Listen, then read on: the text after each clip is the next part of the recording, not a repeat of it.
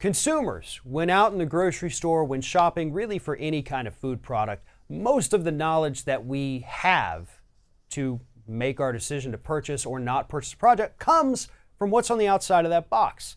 And if we have a choice between something that says made with real fruit, contains lots of vitamins, contains fiber, this is a good product for you, we're typically willing to pay a little bit more money to have the product that's going to give us the things that we need.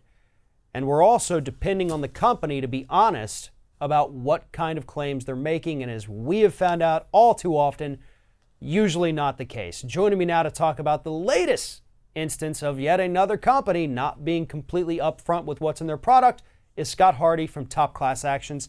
So Scott, it's a story we've heard time and time again, different names, different faces. This time we've got Welch's Real Fruit Snacks. Tell us what's happening here. Sure. So Welch's has gotten in hot water before with the Real Fruit Snacks. We had another class action that was we reported on in June of 2017, which was all about their healthy label claims, when in fact the vast majority of what is in these fruit snacks, though ridiculously tasty, is sugar and fillers. And then you've got this class action, which, the old class action had 446 comments on it. This one, which we just reported on March 25th, already has 769 comments, is all about Welch's Fruit Snacks and their claim of having fiber, and saying that, not only is it a good, healthy snack for your kids, but there is fiber. And so this class action is stating that the average consumer sees this represented on a Welch's package and says, hey, all right, you're giving me the fruits. There's good fiber in these fruits and blueberries and strawberries, so you're passing that goodness on along to me. Oh, but when you take a look at the actual ingredients, no, you're not getting any fiber from the fruits themselves. You're getting it from chicory root.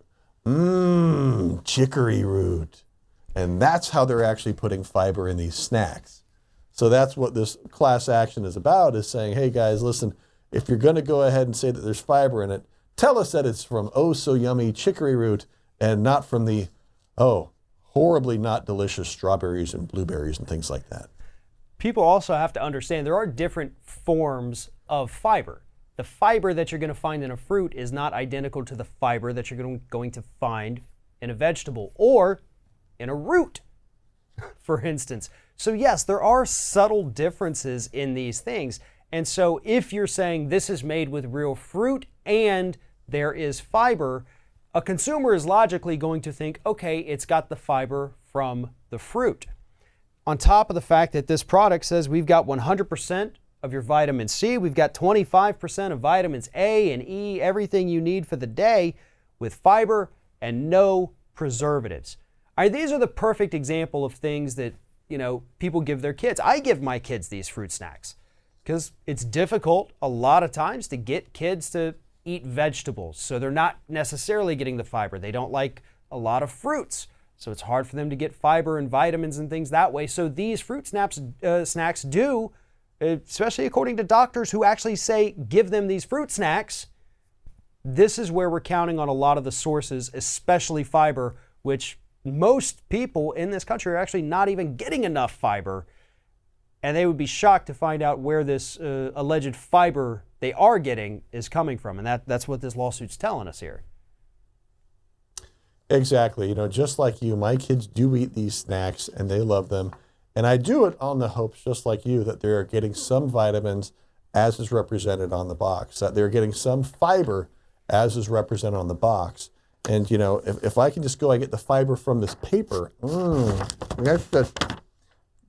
that shouldn't be the case. This is not going to be the great soluble fiber that I could get from actually eating the fruits themselves, or ideally that the manufacturer is packing into the fruit snacks so I can get that natural soluble fiber that will help me and not just eat paper for my vitamins. Right.